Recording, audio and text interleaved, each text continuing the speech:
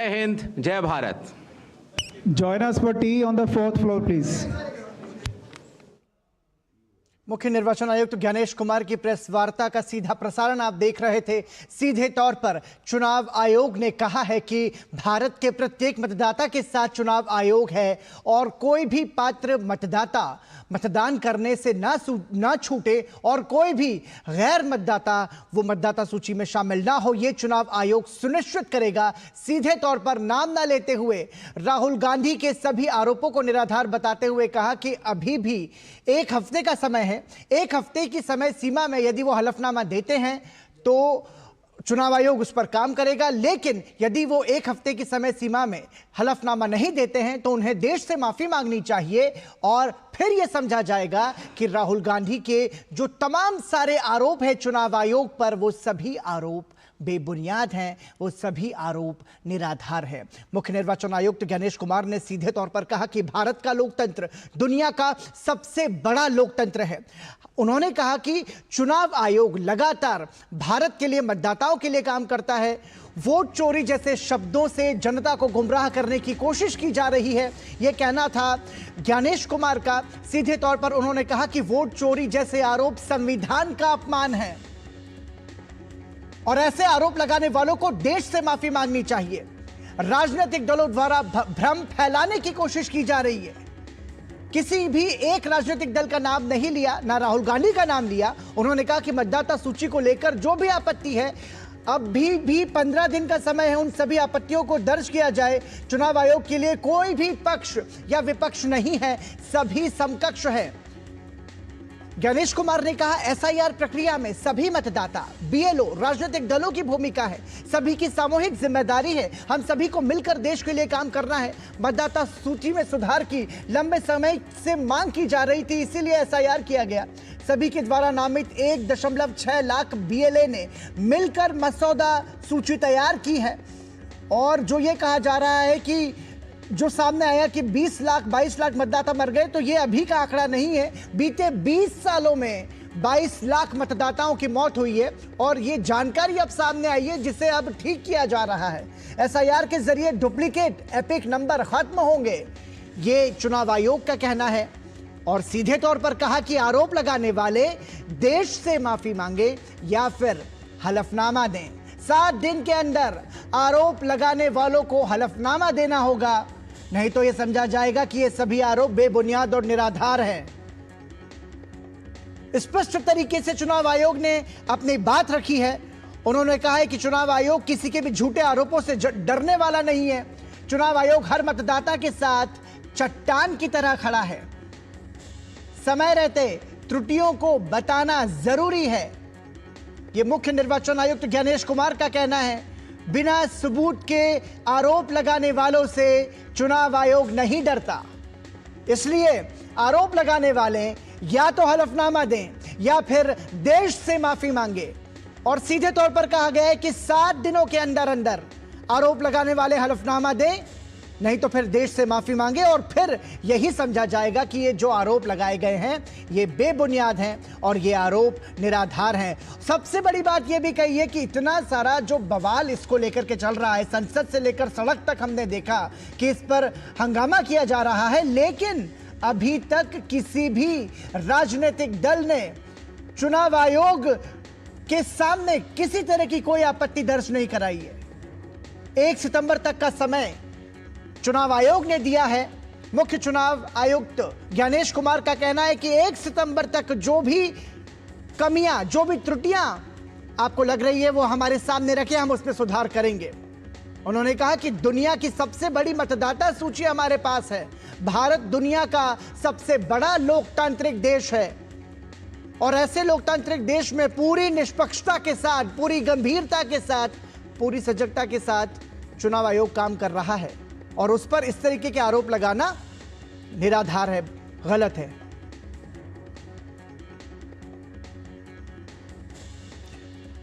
हमारे साथ हमारे खास मेहमान शेखर अय्यर जुड़े हैं। सर, स्पष्ट रूप से हमने देखा कि इतनी लंबी प्रेस वार्ता में ज्ञानेश कुमार ने सीधे तौर पर यह स्पष्ट करने की कोशिश की है कि जो तमाम सारे आरोप लगाए जा रहे हैं वो गलत हैं और यदि आपके पास कोई ठोस उसका आधार है तो आप हलफनामा दें, अदरवाइज आप 7 दिन के भीतर माफी मांगे। बिल्कुल, मैं मानता हूं आज की जो प्रेस कॉन्फ्रेंस सीईसी ने किया है, बड़ा स्पष्ट तौर पर कानून क्या है, रूल क्या है, वहां पे प्रक्रिया क्या है, बिहार में स्पेशल इंटेंसिव रिवीजन क्यों हो रहा है 20 साल के बाद, और क्या क्या रही है, बूथ लेवल पे क्या है, जी डिस्ट्रिक्ट लेवल पे क्या है, पूरा स्पष्ट रूप से उन्होंने बताया। और साथ साथ में उन्होंने कहा कि क्योंकि अभी ड्राफ्ट रोल्स अभी पब्लिश हुए हैं, इस पे कोई गड़बड़ है, कोई ये है तो बता दीजिए। दूसरी बात, उन्होंने भी ये स्पष्ट कह दिया कि चुनाव, एक्चुअल चुनाव जो है रूल्स वो अलग है, और जो मतदाता की सूची को लेकर जो बातें हैं वो अलग है। ये दोनों मिक्स नहीं करनी चाहिए। जी और हर राजनीतिक पार्टी जिम्मेदारी बनती है कि अपने बूथ लेवल पे चेक करके उनको देखना है कि ये ड्राफ्ट ठीक है कि नहीं है। जी और साथ साथ उन्होंने ये भी कहा कि ये जिम्मेदारी ये भी बनती है कि आप कोई बड़े आरोप लगा रहे हैं और स्वयं इलेक्शन कमीशन को ही चार्ज कर रहे हैं, तो उसके हिसाब से, और आप उस कॉन्स्टिट्यूएंसी के वोटर भी नहीं है। देखिए, सबसे बड़ी बात, अगर आप उस कॉन्स्टिट्यूएंसी की इलेक्टर नहीं है, जी उस कॉन्स्टिट्यूएंसी को बिलोंग नहीं करते और आरोप लगा रहे हैं, तो फिर आपके लिए ही ये वाला आपको फॉर्म 7 भरना है जिसपे एफिडेविट आता है। तो मुझे लगता है कि अभी स्पष्ट बात है इसमें। मुझे लगता है कि सीईसी तरफ से इलेक्शन कमीशन की ये क्लैरिटी जो बड़ी आ गई है जी कि भाई ये क्या एलिगेशन क्या है, क्यों इस तरह की कंट्रोवर्सी हो रही है, उसमें स्पष्टता आ गई है। अब राजनीतिक पार्टीज को ये सोचना है कि लगातार इलेक्शन कमीशन को घटकरे खड़ा करना, बिना रूल को समझे हुए या सूची को समझे हुए कि क्या है, और वहां पे जो जो जो ऑब्जेक्शन जहां करनी है वहां ना करना। और दूसरी बात, चुनाव होने के बाद 45 दिन है हर कैंडिडेट के पास, जो पराजय हुए हैं उनके पास 45 दिन जी। का समय, उसको इलेक्शन पिटीशन डाल सकते हैं हाई कोर्ट में जाके, वो भी नहीं किए। उसके बाद अगर इस तरह के एलिगेशन ला रहे हैं बिना कोई सबूत, तो फिर इलेक्शन कमीशन हर वैसे कंप्लेंट को उसको कंप्लेंट के तौर पर नहीं देख सकते, तब वो एलिगेशन बन जाता है। एक होता है कंप्लेंट, दूसरा होता है बड़ी आरोप। आरोप के लिए आपको एफिडेविट देना क्यों पड़ेगा, उसको आज सीईसी ने एक्सप्लेन किया है। इसके साथ साथ शेखर साहब, सीधे तौर पर उन्होंने कहा कि चुनाव आयोग जितनी गंभीरता से काम करता है उसका एक उदाहरण देते हुए उन्होंने बताया कि गिर के जंगलों में रिमोट एरिया पर एक मतदाता के लिए चुनाव आयोग की पूरी टीम जाती है। अरुणाचल प्रदेश के एक सुदूर गांव में चुनाव आयोग की पूरी टीम 1.5 दिन की ट्रैकिंग करके जाती है और एक मतदाता का मतदान लेकर के पूरी प्रक्रिया के साथ आती है। तो इतनी गंभीरता के साथ, इतनी संवेदनशीलता के साथ जब चुनाव आयोग काम करता है और जब वो भारत के सबसे बड़े लोकतंत्र के लिए काम कर रहा हो, ऐसे में इस तरीके के आरोप बगैर किसी आधार के लगाना, तो ये सीधे तौर पर संवैधानिक व्यवस्थाओं का अपमान जो चुनाव आयोग कह रहा है, और ये भी कह रहा है कि यदि आप हलफनामा दें और नहीं तो फिर माफी मांगे। आपको स्पष्टीकरण तो देना होगा कम से कम, नहीं तो ये समझा जाएगा कि आपके आरोप निराधार हैं। 7 दिन की समय सीमा। देखिए, आप अगर आरोप लगा रहे हैं, देखिए आरोप किस पर लगा रहे हैं, आप इलेक्शन कमीशन पर लगा रहे हैं। वो इलेक्शन और जिस चुनाव के दौरान जो ऑफिसर्स काम किए, जी जो कर्मचारी काम किए, उन पर आरोप लगा रहे हैं। और ये भी बता रहे हैं कि लिस्ट में अगर 2 जगह पर नाम है, इसका मतलब नहीं है कि वो फलाना इलेक्टर वोटर ने 2 बार वोट किया है। उसका सबूत क्या है कि किसी ने 2 बार वोट किया है। और दूसरी बात उन्होंने कहा, अगर आप कह रहे हो कि 1 लाख वोटर, जैसे सेंट्रल बेंगलोर को लेकर जो राहुल गांधी ने बड़ा आरोप लगाया कि 1 लाख वोट चोरी करके एक पार्टी से दूसरी पार्टी को दी गई है, जी, यानी कांग्रेस से 1 लाख वोट वहां कांग्रेस, और इलेक्शन कमीशन ने किया।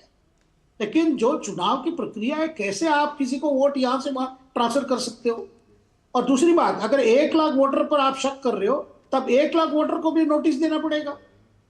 तो देंगे तो किस रूप से देंगे, किस आधार पर देंगे, जी, उसकी भी उन्होंने बड़ी स्पष्टता से बताई। देखिए, एक बात आ गया सामने, क्योंकि बार बार सवाल आ रहा है कि इलेक्शन कमीशन को इस राजनीतिक बहस में क्यों शामिल होना पड़ा। ये सवाल आ रहा है बार बार, आज प्रेस कॉन्फ्रेंस क्यों जरूरत पड़ी। देखिए, मामला तो इलेक्शन कमीशन, जब सीईसी ने इस प्रेस कॉन्फ्रेंस को शुरू किए, उन्होंने कहा इलेक्शन कमीशन किसी पार्टी की पक्ष में नहीं है, ना इस पक्ष है उस पक्ष, जी, निष्पक्ष है। तो किसी पक्ष का नहीं है।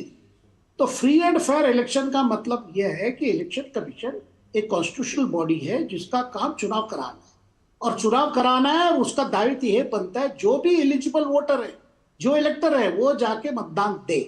इसलिए तो यह व्यवस्था की जाती है, अरुणाचल हो, सिक्किम हो, लद्दाख हो, कई दूर दूर इलाके में एक पोलिंग टीम जाती है एक वोट के लिए। तो ये उनकी दायित्व बनता है। दूसरी काम जो इलेक्शन कमीशन की है कि वोटर लिस्ट में जो वोटर वही बन सकते हैं जो 18 साल से ऊपर हो, दूसरी भारतीय नागरिक हो। यह भी जो दायित्व कॉन्स्टिट्यूशन नहीं दिया है, हमारे संविधान ने वही किया है। ठीक है, बिल्कुल ठीक है। हमारे साथ हमारे दो सहयोगी जुड़ चुके हैं, हमारे साथ कुमार आलोक और ऋषि कुमार भी जुड़ चुके हैं। ऋषि, सबसे पहले आपसे समझना चाहेंगे, देखिए प्रेस वार्ता के दौरान ज्ञानेश कुमार ने बहुत ही स्पष्ट शब्दों में कहा है कि चुनाव आयोग जो है भारत के मतदाताओं के लिए, भारत के लोकतंत्र के लिए काम कर रहा है और किसी तरह के झूठे आरोपों से वो डरता नहीं है। लेकिन इस तरीके के आरोपों से भ्रम की स्थिति पैदा हो रही है, ये बहुत ही महत्वपूर्ण है। और स्पष्ट रूप से जो बड़ी बातें ज्ञानेश कुमार ने कही है, क्या संदेश दे रही हैं आपकी नजर में? देखिए, जिस तरीके से चुनाव आयोग लगातार बिहार में जो एसआईआर की प्रक्रिया शुरू हुई उसके बाद निरंतर मीडिया को जानकारी देता रहा है और एसआईआर से संबंधित जितने भी आंकड़े हैं वो पब्लिक किए गए हैं। लेकिन इस सब के बावजूद चुनाव आयोग के ऊपर आरोप दर आरोप और इस तरीके की जो बातें देखने को मिली, तो मुझे लगता है आयोग को ये उचित लगा कि अब उसका सीधा जवाब प्रश्नों के माध्यम से, मीडिया के प्रश्नों के माध्यम से दिया जाए, क्योंकि बहुत सारे ऐसे सवाल थे जिनको को लेकर आयोग अपनी प्रेस रिलीज के माध्यम से स्पष्ट करने में उतना सक्षम नहीं था, क्योंकि बहुत सारी चीजें बातों से ही निकल कर आती हैं। तो इसलिए मुझे लगा कि ये जो प्रेस कॉन्फ्रेंस है एक मैसेज है अपनी प्रोसेस को क्लियर करने की। मुझे जहां तक लगता है कि हम जो प्रोसेस अपनाई गई है वो कानून सम्मत है, और इस पूरे के पूरे प्रोसेस में मुझे अगर इस प्रेस कॉन्फ्रेंस का अगर सार निकाला जाए तो यही है कि जो वोटिंग है और जो मतदाता सूची है, ये दो अलग अलग कानून से गवर्न होती है। दोनों को मिक्स करके कोई भी भ्रम फैलाना, कोई भी ये आरोप लगाना कि चुनाव में गड़बड़ी हुई है, ये कहीं से भी उचित नहीं है, और ना ही ये साबित किया गया है, और ना ही इसको लेकर अभी तक किसी भी राजनीतिक दल ने अभी तक ये बताया है कि ये संभव हो सकता है। उन्होंने कहा कि अगर किसी व्यक्ति का नाम एक या दो जगह पे, तीन जगह पे है भी, तो वोट सिर्फ एक ही जगह पर डाला जा सकता है। अगर कोई व्यक्ति या कोई राजनीतिक दल किसी भी व्यक्ति के बारे में ये कहता है कि इसमें दो जगह वोट डाले हैं, तो ये एक जुर्म है और इसके खिलाफ कार्रवाई करने का बड़ा प्रावधान चुनाव आयोग के पास है। तो कुल मिलाकर आयोग ने इस बात को रेखांकित किया है कि भ्रम को दूर किया जाए और जो भी प्रक्रिया अपनाई जा रही है कानून सम्मत है, और जितनी भी शिकायत है उसके लिए प्रावधान है पहले से ही, और उन प्रावधानों के तहत जो भी आरोप होंगे, जो भी शिकायतें होंगी, जो भी हलफनामे होंगे, उन पर आयोग कार्रवाई करेगा, लेकिन तय समय के अंदर ही करना होगा। अगर आप उसके बाद करते हैं तो उसका निपटान करना आयोग के लिए संभव नहीं होगा। ठीक है, 1 सितंबर तक का समय दिया है चुनाव आयोग ने। कुमार आलोक, आपसे समझना चाहेंगे, देखिए 1 सितंबर तक का है कि आप जो है, जो भी आपकी त्रुटियां हो उसके बारे में हम जानकारी देंगे, हम सुधार करेंगे, उसको लेकर के काम करेंगे। लेकिन कुमार आलोक, देखिए सबसे बड़ी बात कही है चुनाव आयोग ने, हम ना तो पक्ष के साथ हैं ना विपक्ष के साथ हैं, हम निष्पक्ष हैं। और इस निष्पक्षता के बीच ही जिस तरीके के झूठे आरोप लगा रहे हैं वो पहली बात तो गलत है, और यदि आपके पास में कोई सबूत है तो वो सबूत लेकर के आए। और किसी भी राजनीतिक दल ने अभी तक एक भी आपत्ति दर्ज नहीं कराई है, इसका क्या मतलब है?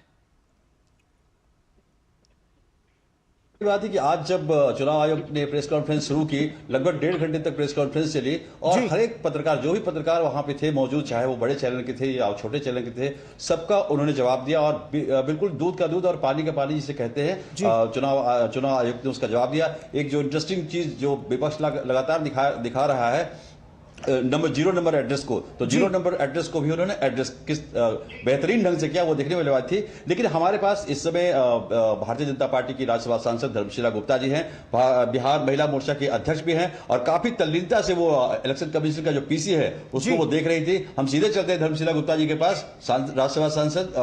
मैम, आपने देखा पूरा प्रेस कॉन्फ्रेंस देखा, और पहले भी आप मुकाबला करते आ रही हैं कांग्रेस से या विपक्षी दलों से SIR के मुद्दे पर, क्या कहेंगी आप? सबसे पहले भारत के सभी मतदाता बंधु को नमस्कार करते हैं, और हमारे देश के लोकतंत्र का मंदिर है चुनाव आयोग, उनको धन्यवाद देते हैं और बधाई देते हैं कि जिस निष्पक्षता से उन्होंने आज मतदाता सूची से अवैध वोटर को हटा करके जो जिस राज्य के वासी हैं, जो जिस कंस्टिट्यूएंसी के वासी हैं, उनका नाम उस मतदाता सूची में दर्ज करा रहे हैं। और सबसे बड़ी बात, जो विपक्ष राहुल गांधी जी और तेजस्वी यादव जो चिट्ठी लेकर के घूम रहे हैं पूरे देश में, तो उनके पास सबूत क्या है?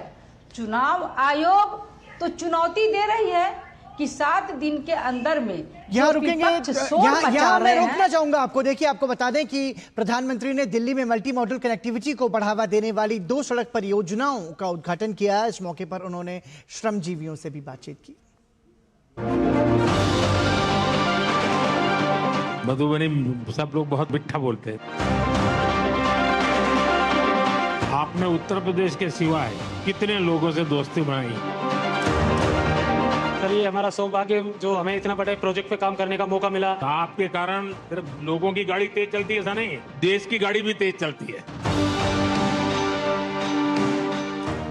कितने समय से यहाँ जुड़े हैं? मैं यहाँ 5 साल से जुड़ा हूँ। 5 साल? जी सर। पहले जब काम करते थे इसी प्रकार का काम करते होंगे पहले? Right sir.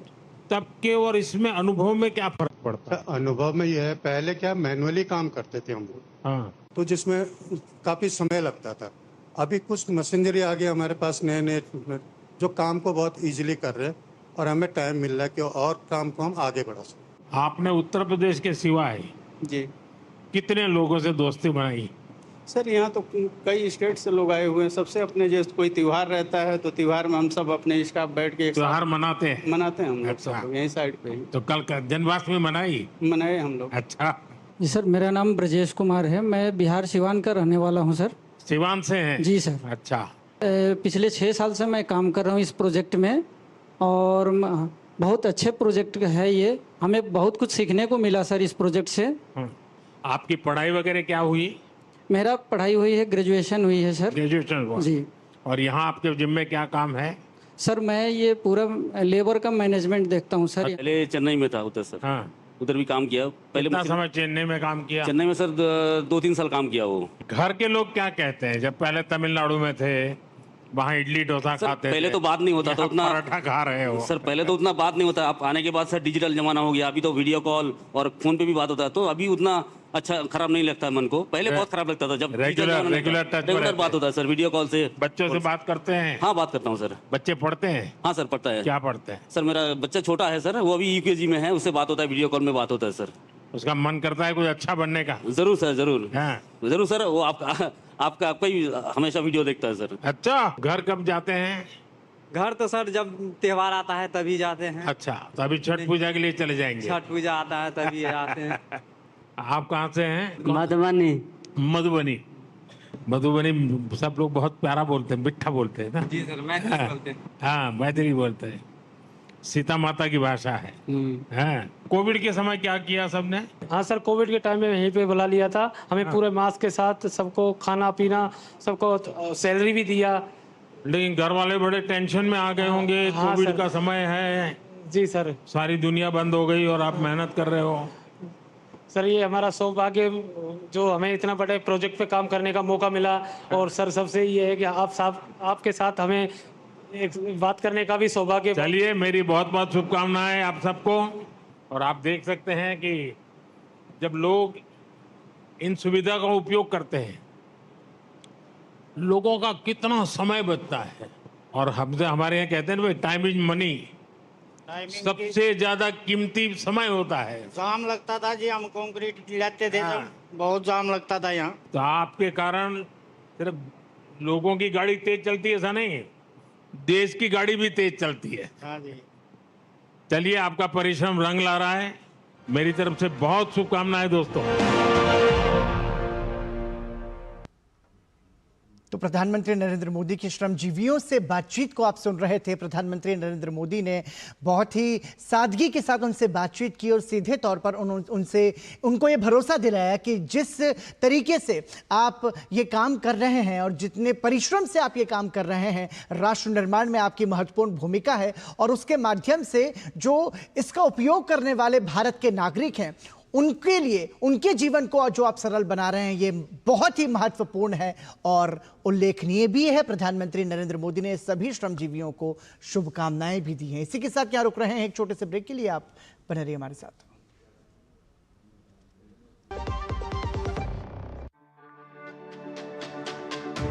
मेरी पसंद, मेरी पसंद, मेरी पसंद, मेरी पसंद,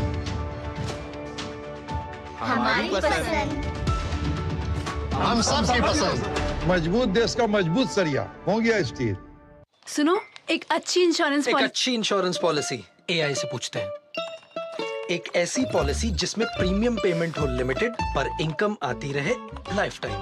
LIC का जीवन उत्सव। एक ऐसी पॉलिसी जो दे होल लाइफ इंश्योरेंस कवर भी। LIC का जीवन उत्सव। वाओ, चलो तो LIC की जीवन उत्सव पॉलिसी ही लेते हैं। मैं भी तुमसे यही कह रही थी, LIC का जीवन उत्सव। लाइफ टाइम सेलिब्रेशन मनाइए LIC के जीवन उत्सव के साथ। फ्यूचर सेट है।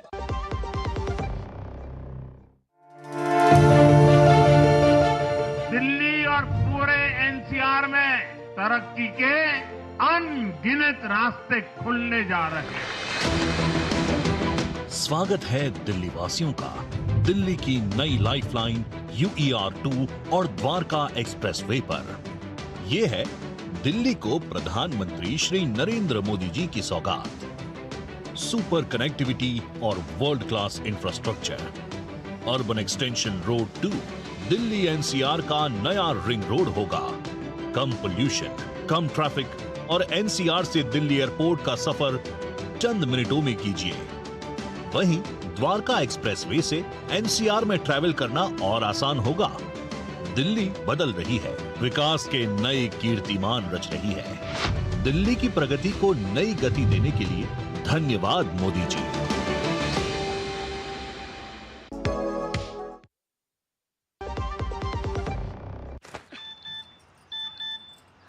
हो गया इंतजाम। किसका? गुड्डी की फीस का। दिखा। 20,000 का लोन तुरंत।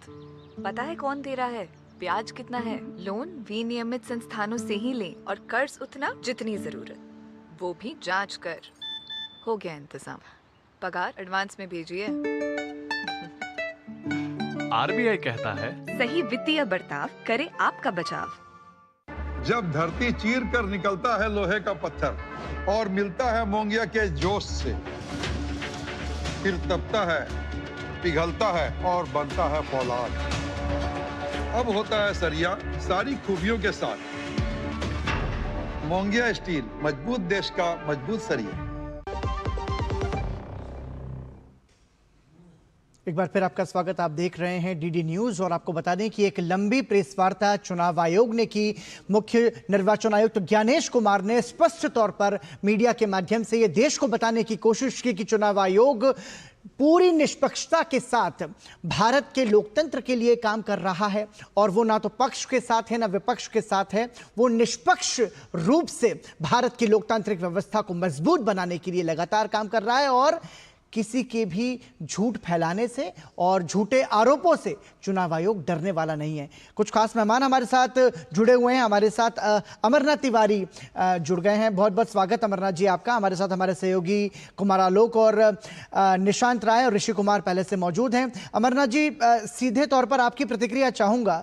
हमने देखा कि ज्ञानेश कुमार ने बहुत ही स्पष्ट तरीके से कहा है कि हम मतदाताओं के लिए काम कर रहे हैं और सबसे बड़ा प्रयास यह है कि कोई भी पात्र मतदाता अपने मताधिकार से ना चूके और जो अपात्र है वो उस सूची का हिस्सा ना बने।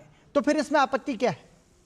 जी, इसमें कोई आपत्ति नहीं। देखिए, ये प्रेस कॉन्फ्रेंस जो इलेक्शन कमिश्नर के ज्ञानेश कुमार के द्वारा हुआ है, 90 मिनट्स का, लगभग 90 मिनट्स का ये प्रेस कॉन्फ्रेंस था, 1.5 घंटे का।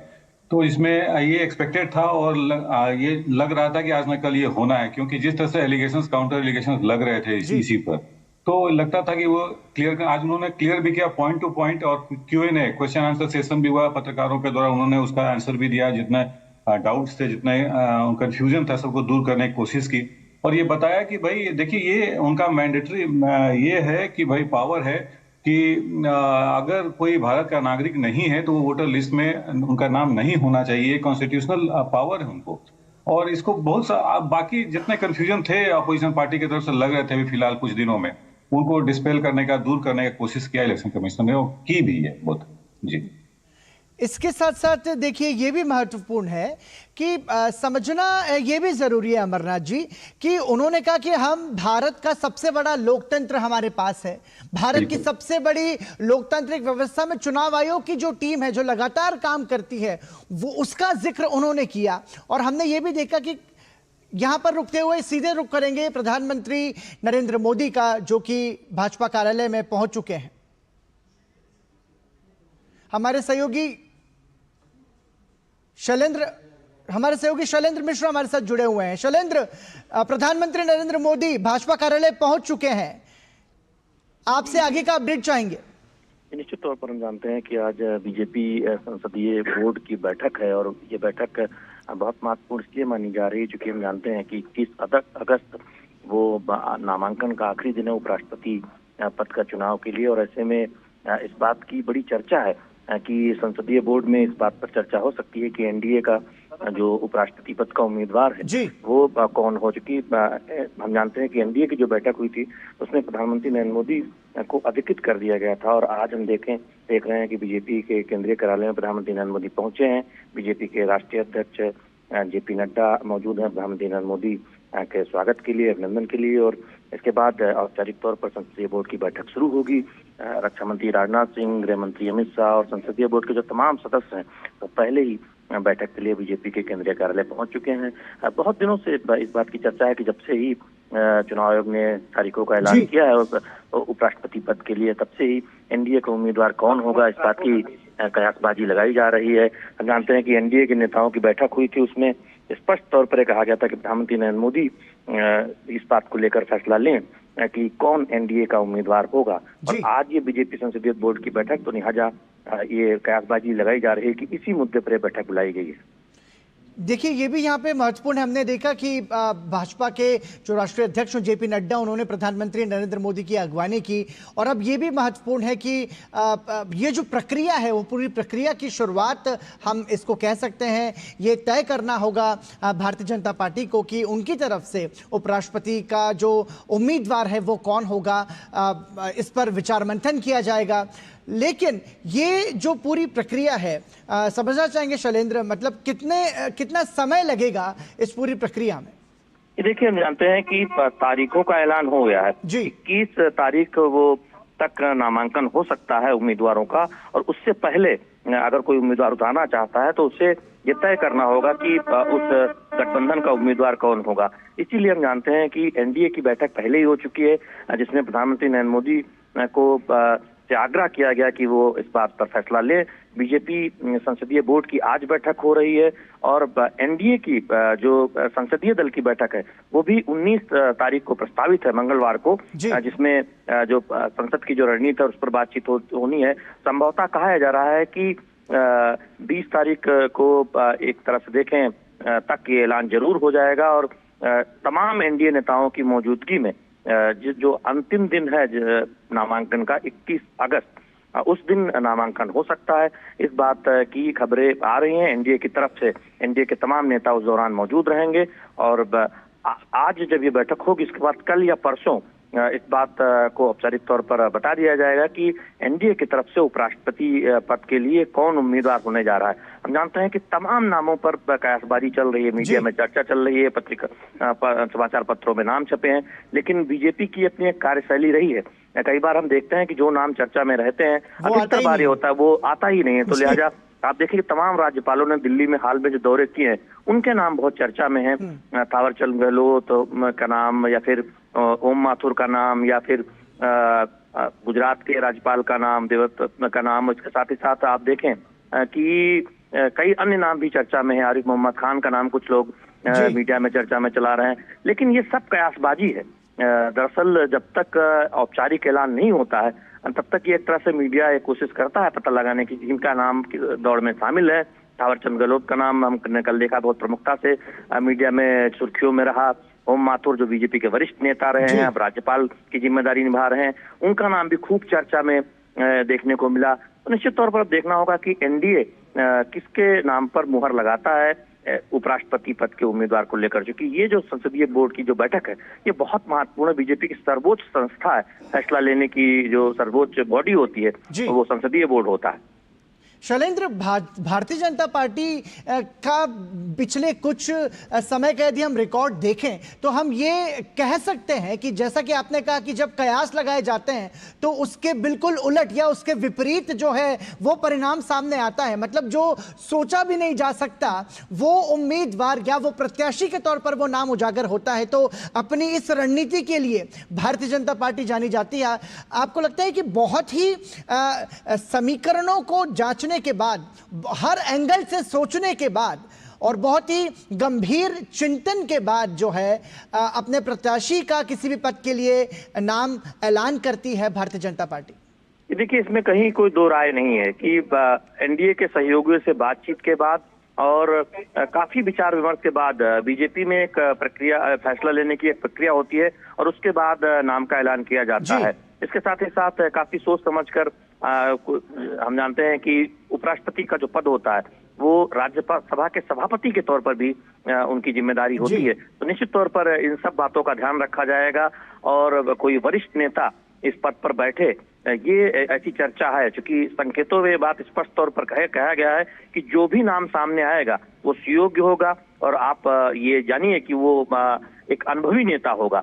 तो ये बहुत स्पष्ट तौर पर संकेत दिए गए हैं कि किसी वरिष्ठ नेता को ही ये जिम्मेदारी दी जानी है। लेकिन अक्सर हम जानते हैं कि एक चर्चा होती है जब कोई नेता दिल्ली में केंद्रीय नेतृत्व से मुलाकात करने आता है, उसका एक वरिष्ठता का अनुभव रहा है, एक तरह से देखें तो राज्यपाल के तौर पर अनुभव रहा है या फिर कई बार सांसद या संसद में अनुभव रहा है, तो फिर इस बात की कयासबाजी होने लगती है कि क्या कुछ उपराष्ट्रपति पद के चुनाव में उम्मीदवार के नाम से क्या कोई संकेत देने की भी कोशिश होगी किसी राज्य विशेष में, या फिर सामाजिक समीकरणों का ध्यान रखा जाएगा। इन सब बातों की बड़ी चर्चा होती है, क्योंकि विगत अगर आप पहले देखें तो जो नाम चर्चा में थे और जो नाम सामने आए वास्तव तौर पर उनकी चर्चा नहीं थी। तो इसलिए भी काफी कोशिश हम देखते हैं मीडिया में इस बात को लेकर होती है कि क्या कौन हो सकता है उपराष्ट्रपति पद का दावेदार उम्मीदवार एनडीए की तरफ से। तो निश्चित तौर पर आज हो सकता है कि आज शाम तक कुछ संकेत मिले, लेकिन जो मेरी जानकारी है कि इस बात का औपचारिक ऐलान कल या परसों जब एनडीए की बैठक होगी तभी एक तरह से किया जाएगा। ठीक है शैलेंद्र, तो देखिए सबसे महत्वपूर्ण बात जो शैलेंद्र ने हमारे सहयोगी ने बताई कि हो सकता है कि 1 से 2 दिनों में एनडीए के उपराष्ट्रपति जो उम्मीदवार है उनके नाम का जो है ऐलान हो जाए। फिलहाल प्रधानमंत्री नरेंद्र मोदी भाजपा कार्यालय पहुंचे हैं और वहां पर अब बैठक हो रही है भारतीय जनता पार्टी के उपराष्ट्रपति प्रत्याशी एनडीए की तरफ से, भाजपा की तरफ से कौन होगा, इस पर विचार मंथन चल रहा है। और सीधा रुख करेंगे प्रेस वार्ता का, आपको लिए चलते हैं। हमारे बीएलओ एजेंट जो है वो जनता के बीच में काम कर रहे हैं। 15 दिन तक और ऑब्जेक्शन लेने का काम किया जाएगा। राजनीतिक पार्टियों से आग्रह किया गया कि आप इसमें ऑब्जेक्शन डालें, क्योंकि इनके पास कोई बूथ मैनेजमेंट नहीं है। ये लोग बूथ कैप्चरर है, बूथ लूटना जानते। बूथ पर जनता का आशीर्वाद से चुनाव जीतते नहीं रहे, इसलिए ये बूथ लुटेरे हैं। चाहे वो कांग्रेस पार्टी हो या राष्ट्रीय जनता दल लालू जी की पार्टी हो, और लालू जी का ही विचारधारा है, क्योंकि लालू जी के यहाँ किसी का नेतृत्व नहीं है। एक बेटा को कान पकड़ के बाहर कर दिया, वो सत्ता से बाहर हो गया। क्योंकि लालू जी पहले राबड़ी जी को प्रतिनिधि बनाए, फिर अभी तेजस्वी जी को बनाए हुए हैं, तो वो तो किसी को भी लालू जी की थ्योरी जो चलाएगा उसी को अपना नेता बनाकर रखेंगे, अपना केयर टेकर बना के रखेंगे, अपना प्रतिनिधि बना के रखेंगे। इसलिए स्पष्ट है, बिहार की जनता देख रही है, बिहार की जनता सारे समीक्षा को देख रही है।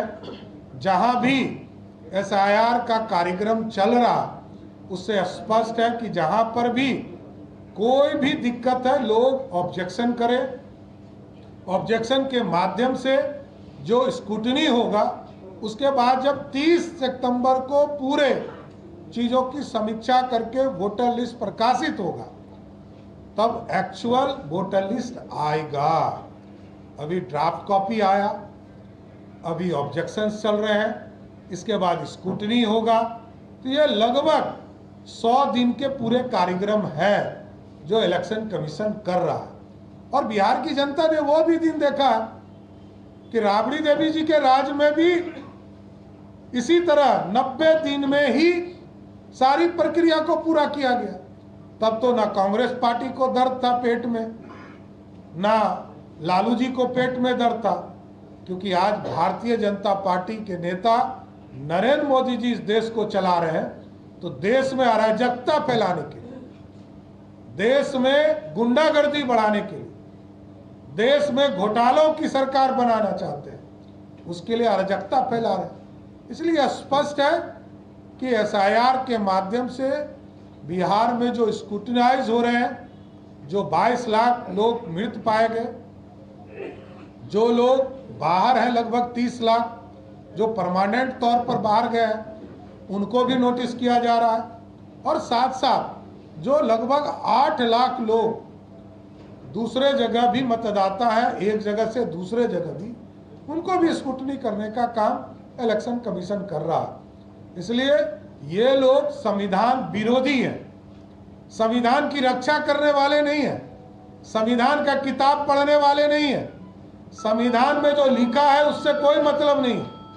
ये सादी किताब लेकर घूम रहे हैं। संविधान का किताब, इसका मतलब है कि अंदर जो लिखा है उसको नहीं पढ़ रहे हैं, क्योंकि बिहार के उप मुख्यमंत्री सम्राट चौधरी प्रेस वार्ता करते हुए सीधे तौर पर यह कह रहे थे कि चुनाव आयोग जो SIR की प्रक्रिया पूरे बिहार में कर रहा है वो पूरी तरीके से निष्पक्ष और पारदर्शी प्रक्रिया है। सीधे तौर पर उन्होंने RJD को और कांग्रेस को निशाने पर लेते हुए आरोप लगाया कि ये संविधान की बातें तो करते हैं, लेकिन इन्हें संविधान से कोई लेना देना नहीं है, ये सिर्फ और सिर्फ अपनी राजनीति करते हैं। हमारे साथ हमारे कुछ खास मेहमान जुड़े हुए हैं। हमारे सहयोगी कुमार आलोक भी लगातार इस पर बने हुए हैं, हमारे साथ ऋषि कुमार भी बने हुए हैं और हमारे साथ में अमरनाथ तिवारी भी जुड़े हुए हैं।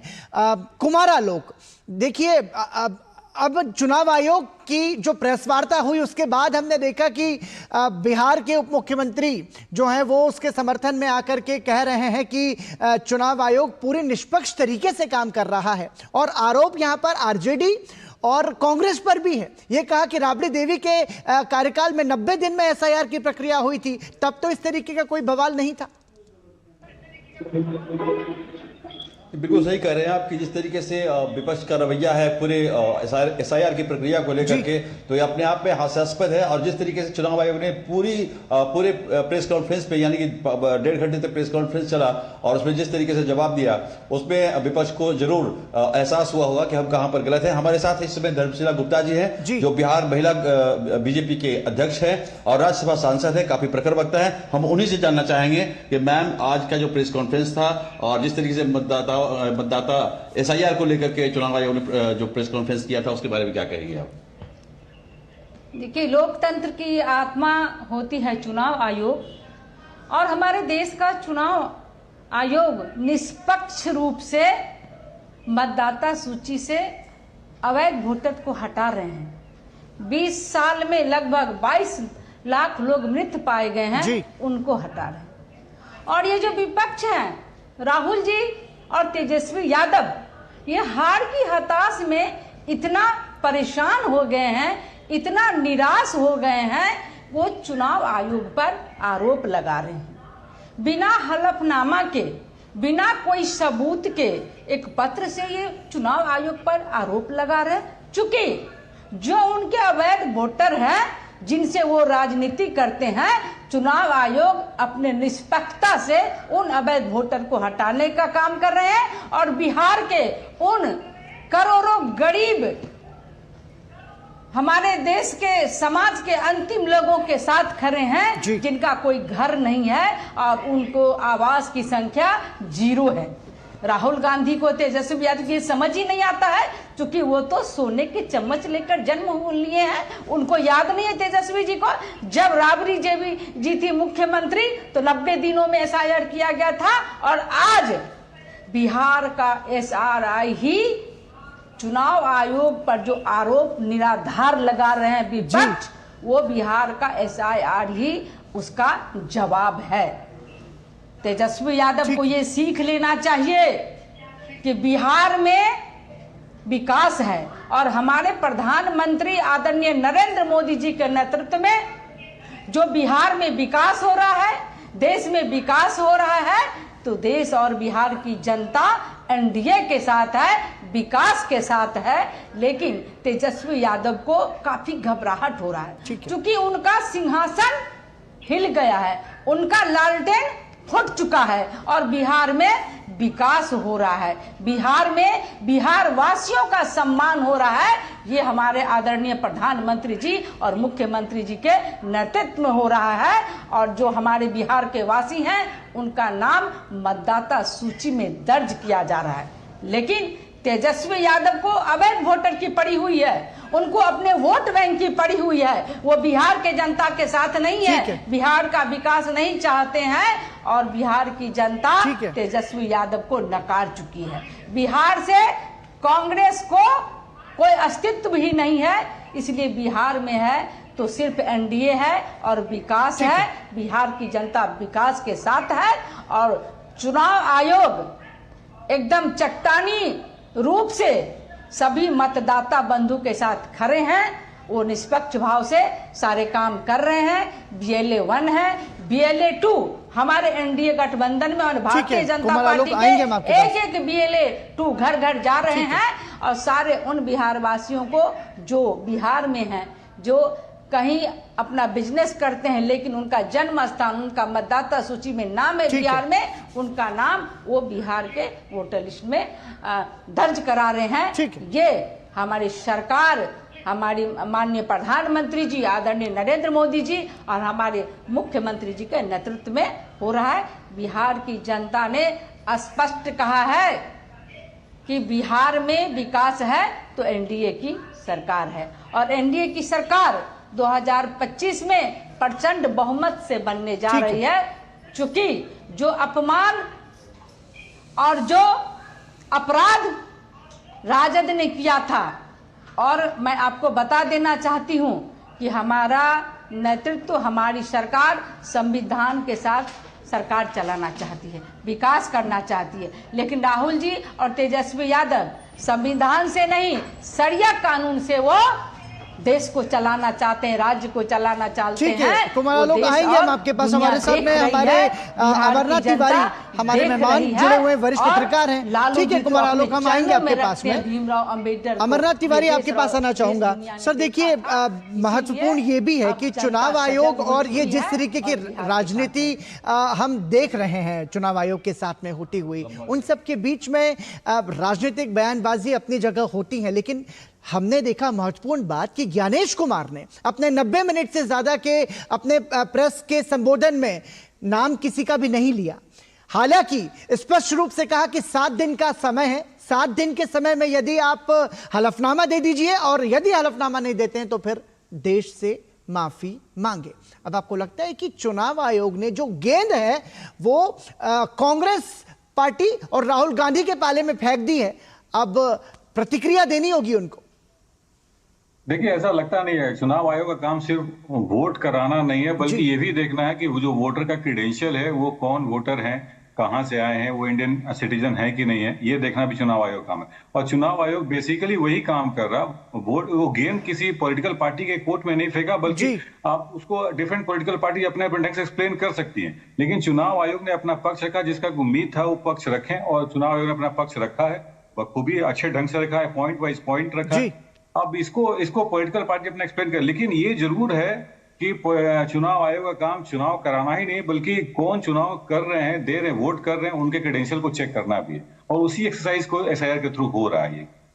ठीक है। और इसके साथ साथ यदि ये कहा जा रहा है कि कोई भी पात्र मतदाता मतदान करने से न छूटे और कोई भी अपात्र मतदाता का नाम मतदाता सूची में ना शामिल होने पाए, ये महत्वपूर्ण है, इसीलिए इस तरीके की गहन जांच की जा रही है।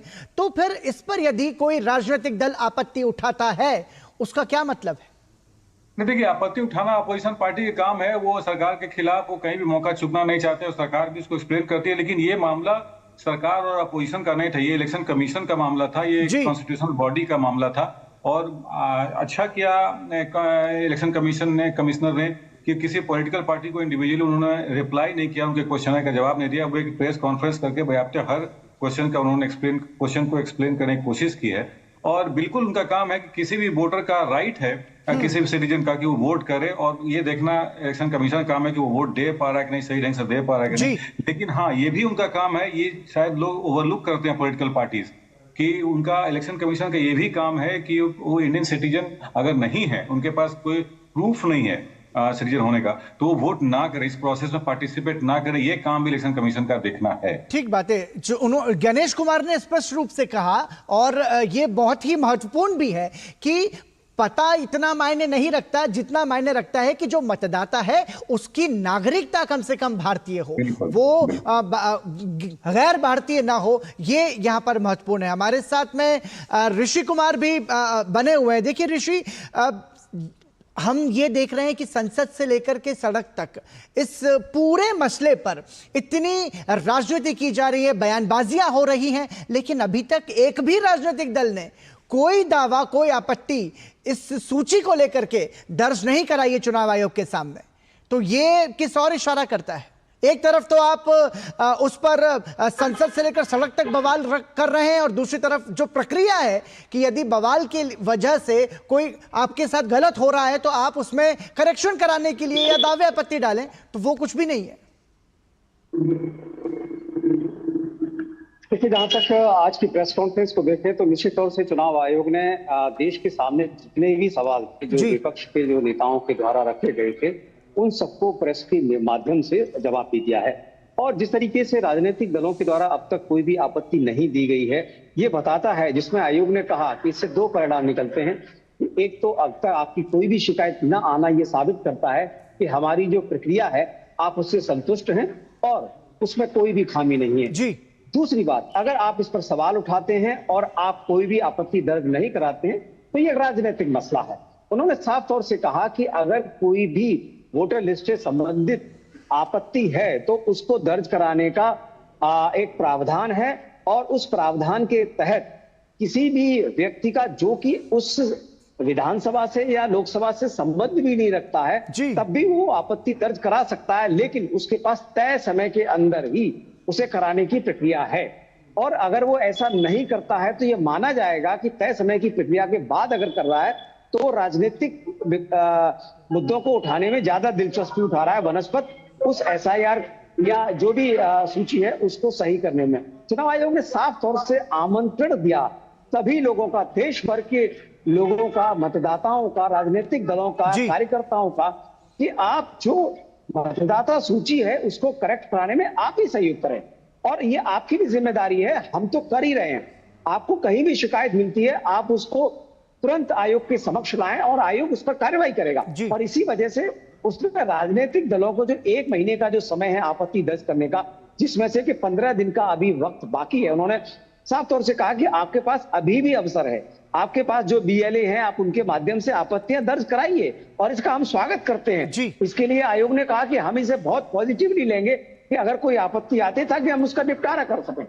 हालांकि इस मामले में जो निजी तौर से कुछ आपत्तियां आई हैं जो कि दहाई के अंकों में है, 10,000 से अधिक की संख्या में है, और कुछ आपत्तियों का निपटारा भी किया है। वो आंकड़े भी आयोग रोजाना सुबह और शाम उसमें अपना बुलेटिन बना हुआ है, सुबह भी आंकड़े जारी करता है, शाम को भी आंकड़े जारी करता है। और इसमें जो 18 वर्षों से अधिक के जो मतदाता हैं, जो पहली बार मतदाता सूची में शामिल होना चाहते हैं, उनकी तरफ से भी इस मामले में बहुत सारे जो हजारों की संख्या में जो लोग हैं, उन्होंने अपने अपने दावे दर्ज कराए हैं।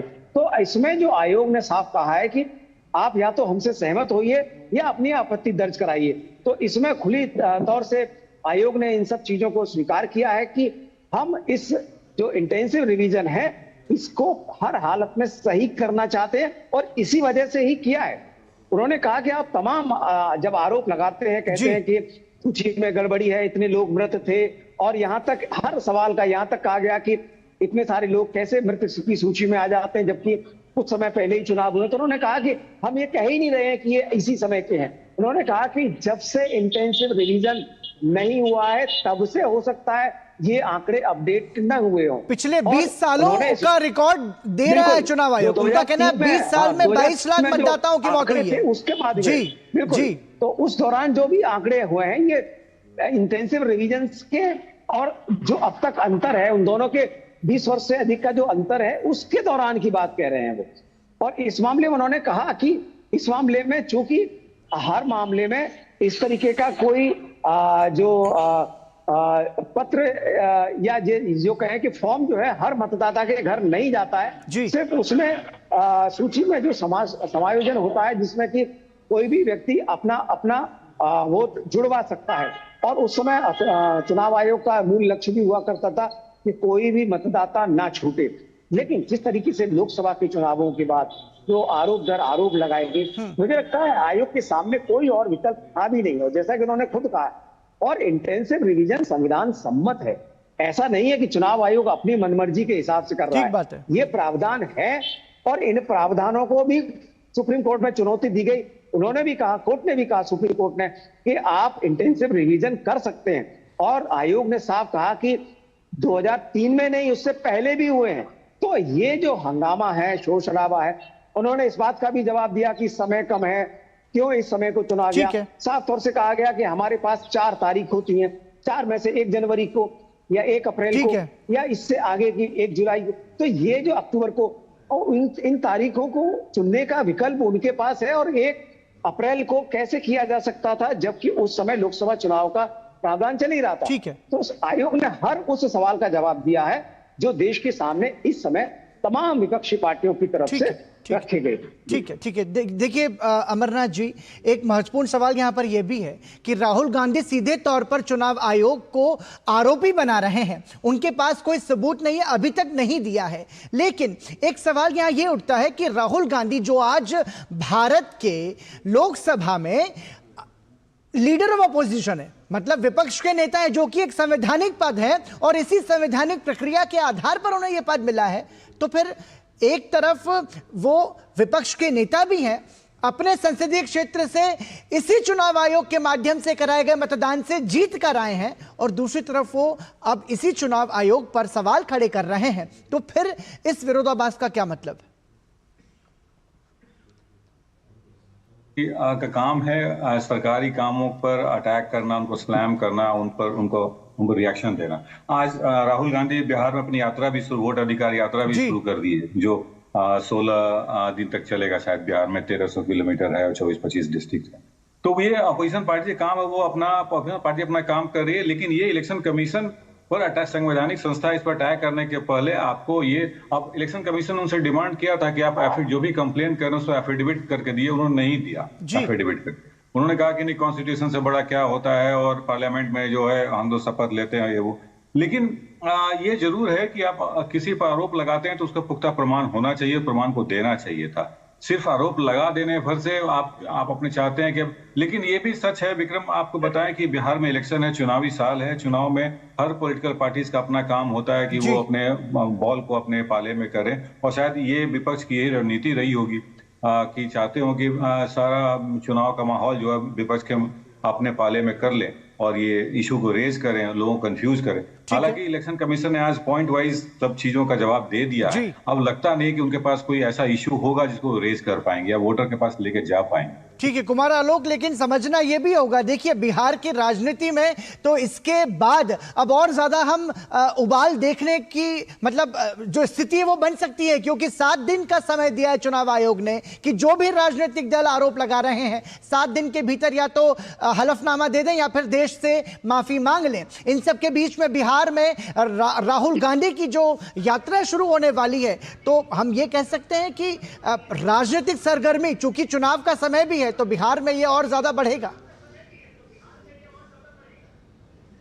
देखिए यात्रा जो उनकी थी वोट अधिकार यात्रा वो शुरू हो चुकी है और सासाराम में एक बड़े जलसे में जो तमाम विपक्षी दल के नेता थे, जो एनडीए गठबंधन के जो नेता थे, राहुल गांधी के साथ साथ मल्लिकार्जुन खड़गे थे, इसके अलावा तेजस्वी यादव बिहार में विपक्ष के नेता और सीपीआई एमएल के दीपांकर भट्टाचार्य, उन्होंने संबोधित किया लोगों को और सबने लगभग सबका भाषण सुने। आज की रैली में सासाराम की जो रैली थी उसमें सबका लगभग विवाद यही था कि वोट चोरी को लेकर के एक बड़ा आंदोलन हम खड़ा करेंगे, जनता को हम बताने जा रहे हैं कि किस तरीके से आपकी वोट चोरी हुई है।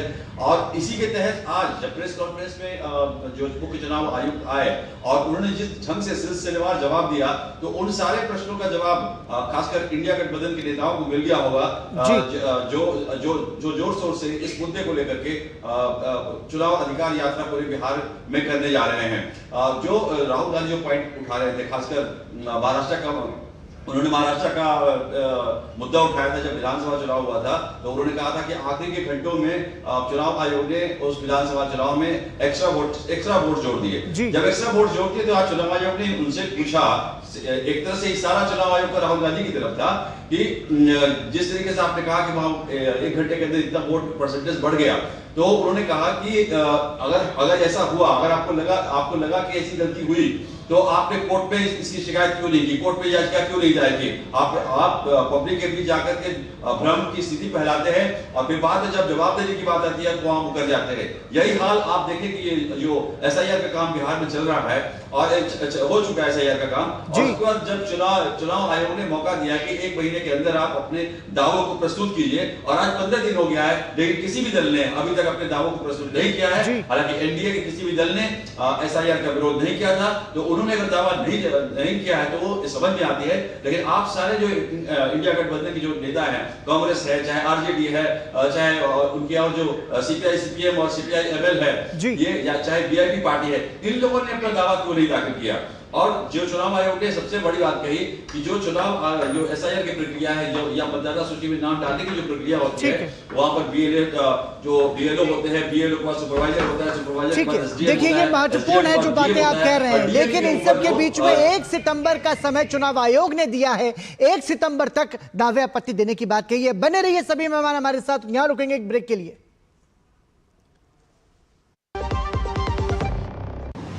श्रावण भादो मास में निकलने वाली श्री महाकालेश्वर की सवारी में इस वर्ष हैं अनेक रंग।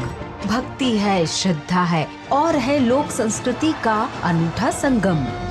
14 जुलाई को प्रथम सोमवार हुआ बटुक वैदिक उद्घोष। 21 जुलाई को दूसरी सवारी में दिखी जनजाति व लोक संस्कृति की झलक और मुख्यमंत्री डॉक्टर मोहन यादव ने लिया प्रदेश की खुशहाली के लिए बाबा महाकाल का आशीर्वाद।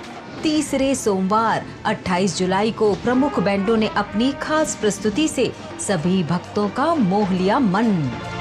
इसी प्रकार 4 अगस्त को चौथी सवारी में प्रदेश के ऐतिहासिक स्थलों की झांकी निकाली जाएगी। 11 अगस्त को 5वीं सवारी में प्रदेश के धार्मिक पर्यटन स्थलों व मंदिरों की भव्यता दिखाई देगी। 18 अगस्त को राजसी सवारी में अवंतिका नाथ का यशोगान होगा। आइए इस आध्यात्मिक अद्भुत अलौकिक यात्रा के साक्षी बने। LIC लाया है unit linked insurance plan index plus. जीवन बीमा पाइए और निफ्टी स्टॉक्स के साथ अपने मार्केट रिटर्न्स को तेजी से बढ़ाइए। इस अट्रैक्टिव कॉम्बिनेशन के साथ अपना कल सुरक्षित कीजिए। सिर्फ 2500 रुपए मंथली प्रीमियम से शुरुआत कीजिए। आज ही LICindia.in पर जाएं।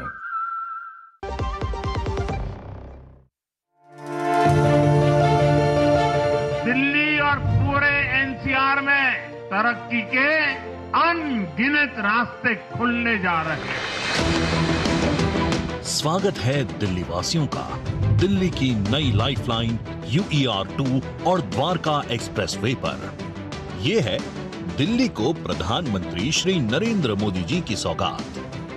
सुपर कनेक्टिविटी और world class infrastructure. Urban extension road 2 Delhi NCR का नया रिंग रोड होगा। कम पोल्यूशन, कम ट्रैफिक और NCR से दिल्ली एयरपोर्ट का सफर चंद मिनटों में कीजिए। वहीं द्वारका एक्सप्रेसवे से NCR में ट्रैवल करना और आसान होगा। दिल्ली बदल रही है, विकास के नए कीर्तिमान रच रही है। दिल्ली की प्रगति को नई गति देने के लिए धन्यवाद मोदी जी।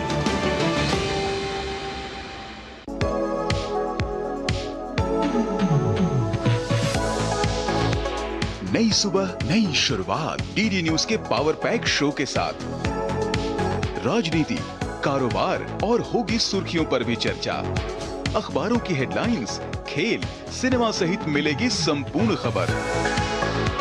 देखिए नया सवेरा सोमवार से शुक्रवार सुबह 8 बजे डीडी न्यूज पर।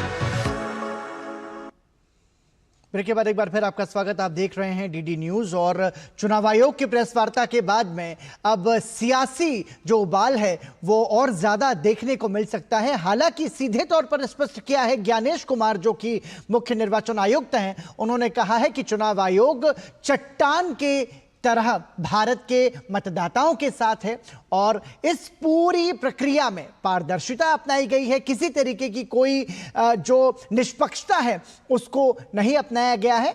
महत्वपूर्ण यह है कि कोई भी पात्र मतदाता मतदान करने के अधिकार से ना चूके। हमारे साथ हमारे खास मेहमान इस पर चर्चा के लिए जुड़े हुए हैं। हमारे पत्रकार साथी भी सहयोगी जुड़े हुए हैं, कुमार आलोक, ऋषि कुमार और अमरनाथ तिवारी हमारे साथ इस पर लगातार बने हुए हैं। देखिए तिवारी जी, एक बात महत्वपूर्ण इसमें यह भी है जिस पर चर्चा की जानी चाहिए कि जब इस तरीके के आरोप आप एक संवैधानिक व्यवस्था पर लगाते हैं तो भारत में आप राजनीति के लिए लगाते हैं, लेकिन आप ये देखिए आरोप अपोजिशन पर या आपकी प्रतिद्वंदी पार्टी पर होनी चाहिए, ना कि किसी संवैधानिक संस्था पर। और राहुल गांधी के लिए तो ये कहा गया है कि वो तो उनके लिए कोई नई बात नहीं है इस तरीके के आरोप। वो तो विदेशों में जाकर के चुनाव आयोग और भारत की चुनाव प्रक्रिया और व्यवस्था पर सवाल उठा चुके हैं। बिल्कुल, ये बहुत दिनों से देखने में आया है और लगातार राहुल गांधी के विरोध इस तरह की बातें मिलती है कि वो भारत से बाहर जाके भी भारत के बारे में कुछ जो स्टेटमेंट देना नहीं चाहिए वो दे के चले आते हैं और जिससे भारत की बदनामी होती है। एक कॉन्स्टिट्यूशनल बॉडी पर आपको क्वेश्चन तभी रेज करना है जब आपके पास पुख्ता प्रमाण हो। आप रेज कर सकते हैं, इसे आप कोई रोक नहीं सकता है, आप कोर्ट जा सकते हैं, लेकिन पुख्ता प्रमाण आपके पास होना चाहिए।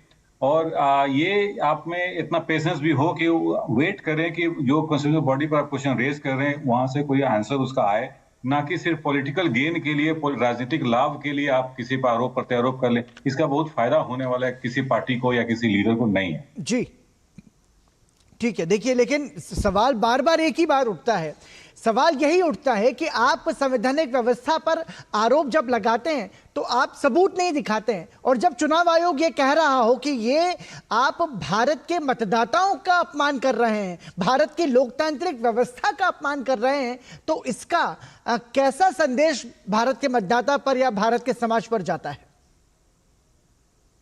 जी, संदेश अगर आप मुझसे पूछ रहे हैं विक्रम, तो मैं कहूँगा संदेश अच्छा नहीं जाता है। ये आपका पॉलिटिकल कैरेक्टर क्वेश्चनेबल हो जाता है और लोग आप पर डाउट करने लगते हैं, लोग हंसते हैं आपकी प्रतिक्रिया पर या आपके बातों को लेकर के।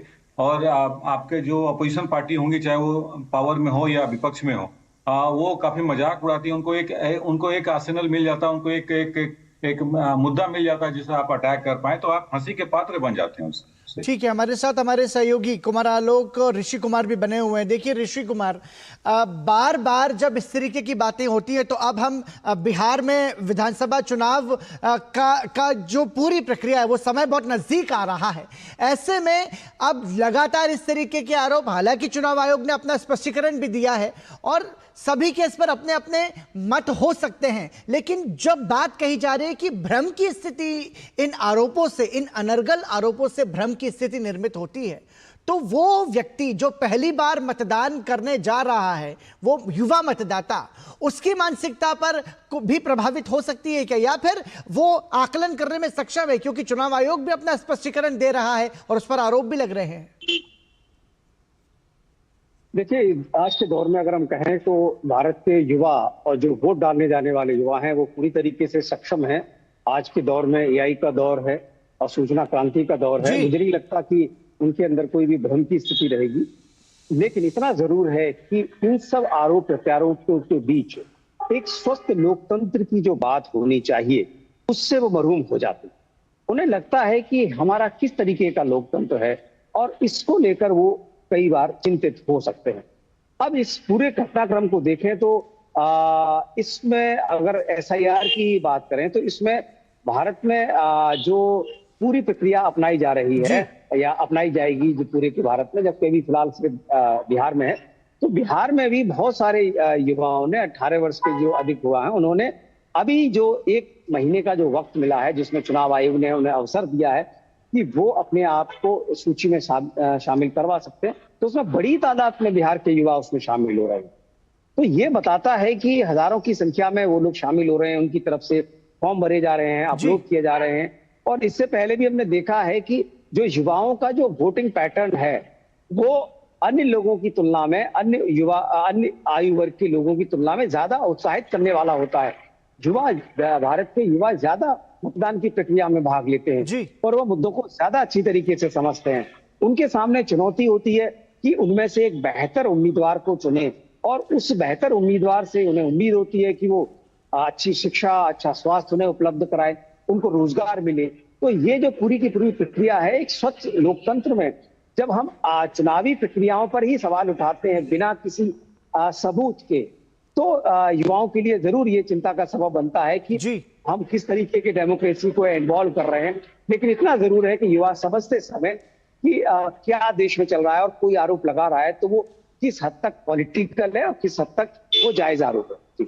बिल्कुल ठीक है। कुमार आलोक हमारे साथ लगातार बने हुए हैं। कुमार आलोक, बिहार की राजनीति की बात की जाए तो बहुत सारे मुद्दे हैं, लेकिन इस वक्त जो बड़ा मुद्दा हम ये कहें कि तेजस्वी यादव जिस तरीके से इसका विरोध कर रहे हैं, राहुल गांधी जिस तरीके से इसका विरोध कर रहे हैं एसआईआर की प्रक्रिया का, और आपको लगता है कि ये बिहार की राजनीति का बड़ा मुद्दा बनेगा इस चुनाव में भी? और इसके आधार पर भी, हालांकि चुनाव आयोग के अपने तर्क हैं, भारतीय जनता पार्टी के अपने तर्क हैं, लेकिन जो मतदाता है उसकी भी अपनी समझ है। आपको लगता है कि वो बहुत ज्यादा समझदार है क्योंकि वही तय करता है कि जनादेश मिलेगा किसे, राज करेगा कौन? देखिए, एक बात तो बहुत ही महत्वपूर्ण है कि अगर 2005 की हम बात करेंगे, 2005 के पहले की हम बात करेंगे, जिस समय लालू प्रसाद यादव जी का शासनकाल था और उनकी पत्नी राबड़ी देवी का शासनकाल था, और जिस तरीके का जो अराजकता का माहौल जो था उस समय, और उसके बाद 2005 के बाद नीतीश कुमार आए, एनडीए की सरकार आई और जो विकास की सतत प्रक्रिया यहाँ पर हुई, और जिस तरीके से मैंने देखा पूरा, मैं कभी एक महीने से यहाँ पर हूँ और मैं देख रहा हूँ कि जिस इंडस्ट्री की बात की जाती है कि बिहार में इंडस्ट्री है ही नहीं, तो हमने कम से कम 10-12 जिलों में जाकर देखा कि किस तरीके से इंडस्ट्रीज यहाँ पे आई है, बड़ी बड़ी कंपनियां यहाँ पर आई हैं। और सबसे बड़ी बात हुई है कि जो माइग्रेशन की बात होती थी, यहाँ पर अब रीमाइग्रेशन यानी रिवर्स माइग्रेशन हो रहा है, यानी कि जो दूसरे प्रदेशों में काम करते थे लोग, मजदूर, वो यहाँ आकर मजदूरी नहीं बल्कि अच्छे क्लास के जो ऑफिसर है प्राइवेट सेक्टर्स में, वो यहाँ पर आए हैं, वो उनका यहाँ पर रिवर्स माइग्रेशन हो रहा है। अगर हम इंफ्रास्ट्रक्चर की बात करेंगे तो आप अगर पटना में अगर 20 साल पहले आए थे और यहाँ अगर आप अभी आएंगे तो आप देखेंगे फ्लाईओवर का जाल है, यहाँ पे तमाम तरह के फ्लाईओवर्स हैं, उसके साथ डबल डेकर है, जो 4 लेन और 6 लेन की संख्या इतनी बड़ी है कि आप बिहार की राजधानी पटना से किसी भी कोने पर, बिहार के किसी भी कोने पर आप 6 घंटा में, 5.5 घंटा में पहुंच सकते हैं।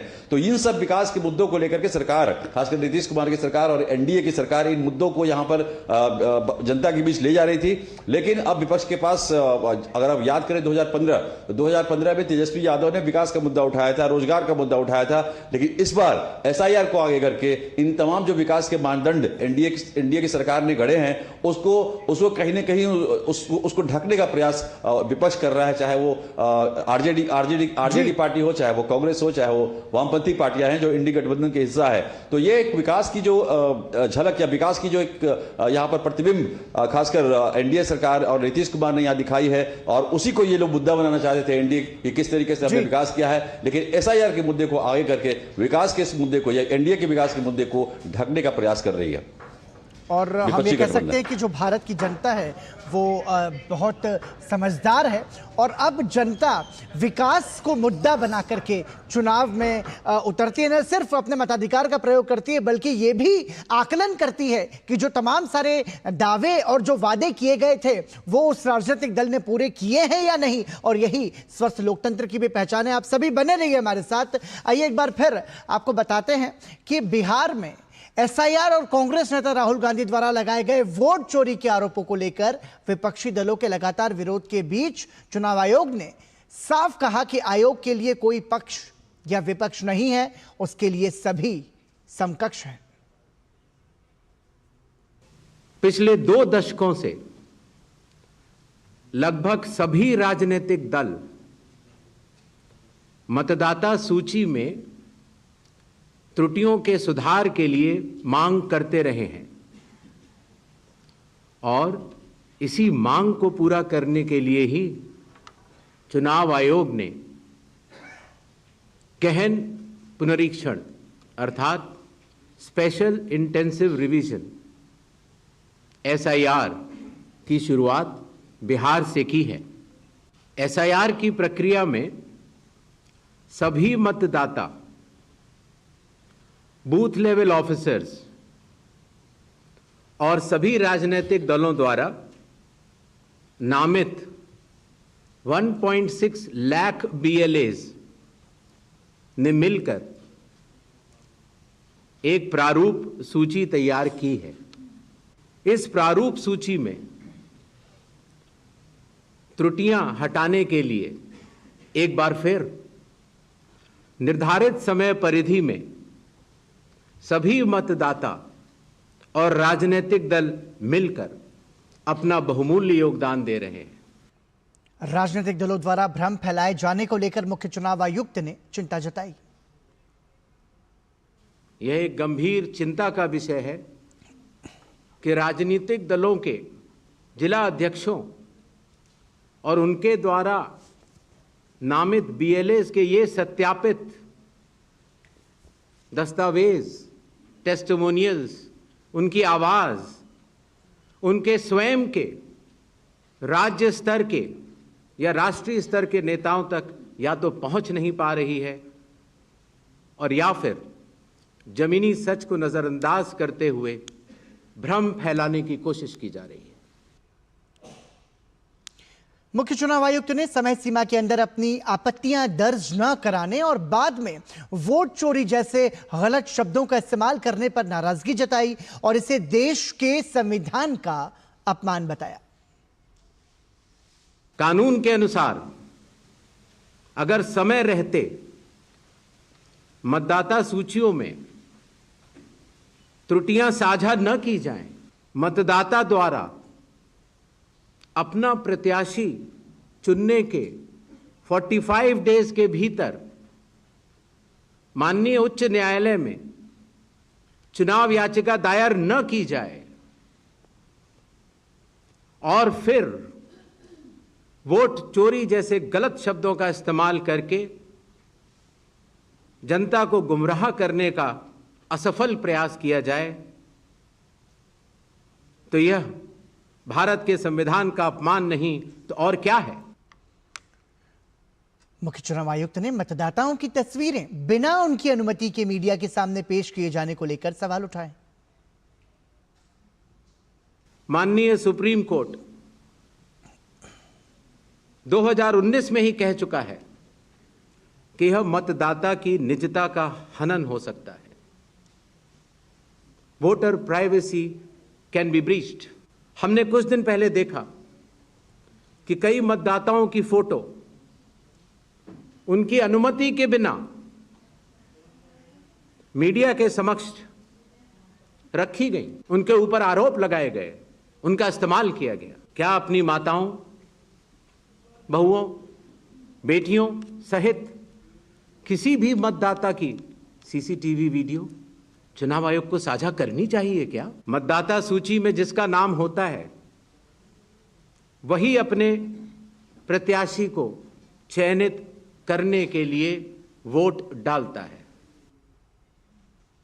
तो भारत के मुख्य चुनाव आयुक्त ज्ञानेश कुमार ने स्पष्ट तौर से सिलसिलेवार तरीके से जो आरोप लगाए जा रहे थे चुनाव आयोग पर उनका जवाब दिया और साथ ही साथ मीडिया के भी सवालों के उन्होंने जवाब दिए। स्पष्ट तौर पर उन्होंने कहा कि चुनाव आयोग एक निष्पक्षता के साथ काम कर रहा है, सभी राजनीतिक दलों को वो समकक्ष मानता है, किसी के पक्ष और किसी के विपक्ष में वो काम नहीं करता और झूठे आरोपों से वो डरता भी नहीं है। हमारे साथ वरिष्ठ पत्रकार अमरनाथ तिवारी लगातार बने हुए हैं और हमारे दो सहयोगी भी जुड़े हुए हैं। तिवारी जी देखिए, भारत जैसे देश में जो कि दुनिया का सबसे बड़ा लोकतांत्रिक देश है, जनसंख्या के लिहाज से भी काफ़ी ज़्यादा संख्या हमारे देश में है, लेकिन एक बड़ा मसला हमारे देश का है वो विदेशी घुसपैठियों का है और उनकी भारत में नागरिकता का भी है। बीते लंबे समय से हम ये देख रहे हैं कि इस पर गंभीरता से काम किया जा रहा है और अब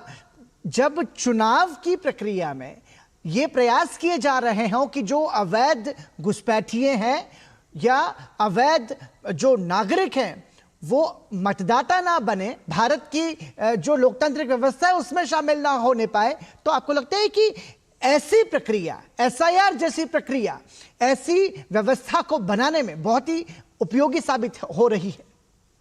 देखिए, दूसरा कोई विकल्प नहीं है। मतलब कोई किसी एसआईआर का नाम दे या कोई और दूसरा नाम दे, लेकिन इलेक्शन कमीशन को ही करना था।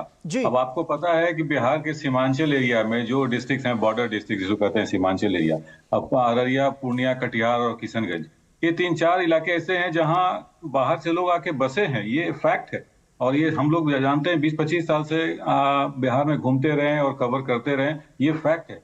आप ऐसे लोग अगर इलेक्टोरल रोल में अपना नाम दाखिल करा लिए तो ये स्क्रूटनी का काम ये इलेक्शन कमीशन को ही करना है, किसी पॉलिटिकल पार्टी के द्वारा नहीं करना। तो इलेक्शन कमीशन अपना काम करेगी, अब एसआईआर के थ्रू करे या किसी और नाम के थ्रू करे, लेकिन करना तो इलेक्शन कमीशन को ही है और इलेक्शन कमीशन का वो काम अपना कर रही है।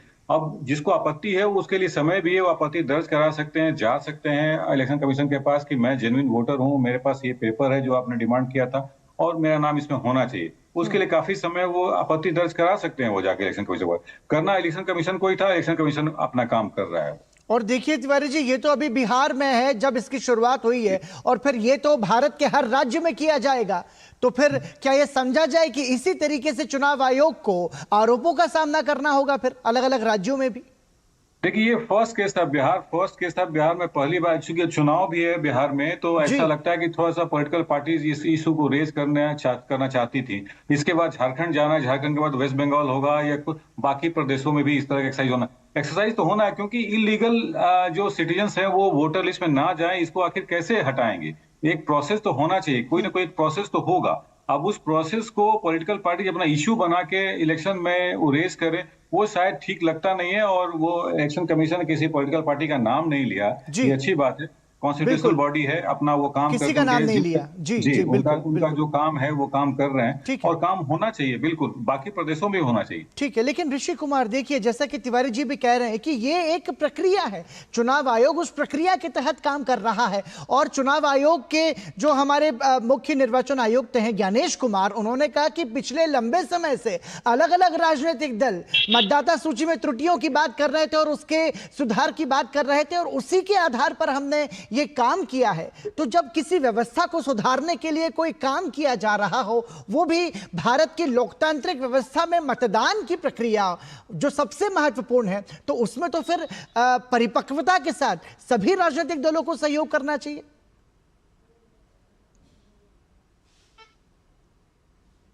जिस तरीके से इस पूरी प्रक्रिया को समझे तो चुनाव आयोग ने पुरजोर कोशिश इसी बात की है कि जितनी शिकायतें अब तक उनके सामने आई, हमने देखा है कि चुनाव आयोग के सामने हर एक राजनीतिक दल अलग अलग तरीके से अलग अलग समय पर अलग अलग चुनावों से पहले, चुनावों के बाद जाता रहता है, अपनी शिकायतें लेके जाता रहता है। मतदाता सूची से संबंधित चुनाव आयोग के पास शिकायत करने जाते हैं, तो कभी किसी और मसले जो ईवीएम को लेकर शिकायत करने जाते हैं। चुनाव आयोग हर उस शिकायत को बहुत संजीदगी के साथ होता है और उस पर उसकी प्रतिक्रिया आती है, उसका जवाब आता है और एक कहा जाए कि इसको संतुष्टि की तरफ ले जाने का प्रयास होता है।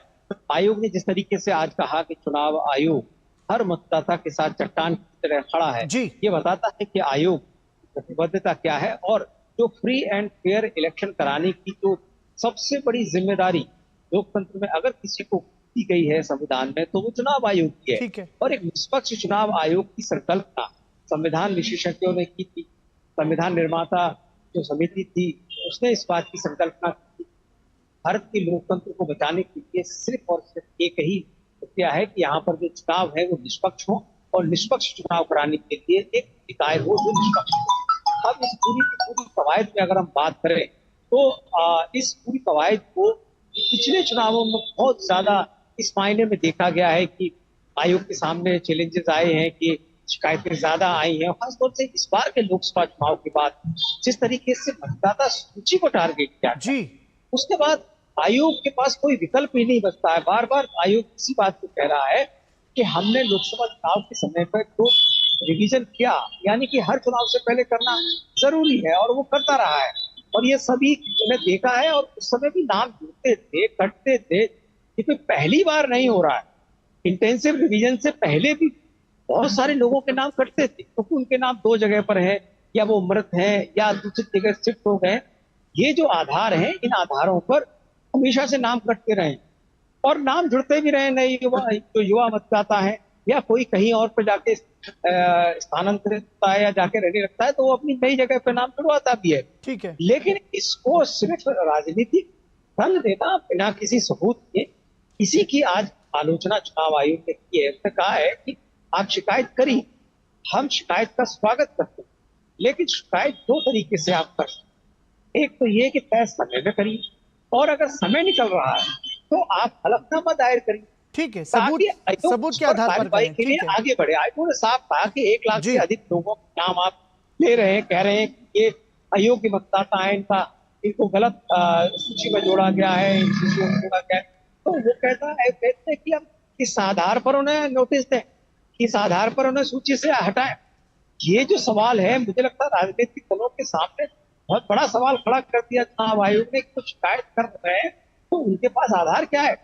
आप जब तक शिकायत को वैलिडेट नहीं करें, ठीक है, उसका शपथ पत्र के रूप में नहीं देंगे, क्योंकि आयोग तभी तो कहेगा कि आपके पास हमारे पास इस तरीके की शिकायत है और हम इसको जांच की प्रक्रिया का हिस्सा बना रहे हैं और इसीलिए आपका नाम हम काट रहे हैं क्योंकि आपके नाम में इस तरीके की शिकायत है और इसकी जांच करने के बाद ही हम आपका नाम कुछ रखें।